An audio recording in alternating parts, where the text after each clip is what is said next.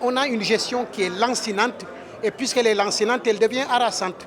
Il faut que de manière décisive, des initiatives majeures soient entreprises, à la fois par l'État que par le MFDC.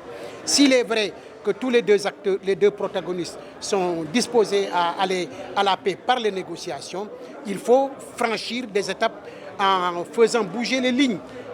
Et on a le sentiment pratiquement que tout le monde se complaît dans cette situation de ni paix ni guerre, qui est une situation extrêmement délicate, parce qu'il suffira d'une petite étincelle pour que l'incendie, bien sûr, survienne. Et je pense que pour cette raison, aucun calcul possible, ni l'État qui peut penser gagner le MFDC par l'usure, par le temps, ni le MFDC qui escompte prendre son temps pour s'organiser, etc. Je pense qu'aujourd'hui, les Casamassés veulent qu'on aille à la paix. C'est une quête qui est aujourd'hui une exigence pour nous. Et la preuve, ces jeunes qui sont mobilisés aujourd'hui autour de cette initiative-là et qui viennent accompagner toute une dynamique entreprise par plusieurs autres acteurs. Je pense qu'il est temps que l'on parte. Sinon, les petits événements peuvent alimenter le conflit et provoquer ce qu'on appelle la résurgence des conflits. Plus fondamentalement, il y a l'observation d'une situation qui peut friser un peu le laxisme.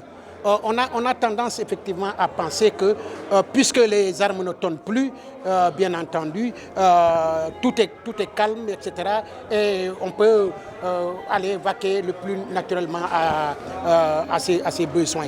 Je pense que cela est très difficilement acceptable dans la gestion présente du conflit parce que seules les négociations autour d'une table avec des accords scellés peuvent permettre ensuite de faire l'accompagnement par ce qu'on appelle les mesures post-conflit, c'est-à-dire tous ces accords qui contribueront au désarmement, tous ces efforts qui contribueront à la sécurisation des zones en conflit, le désengagement des combattants, le repli de l'armée des zones avancées dans les fronts, etc., etc. Bref, toutes ces mesures-là, elles ne peuvent découler que d'accords définitifs signés.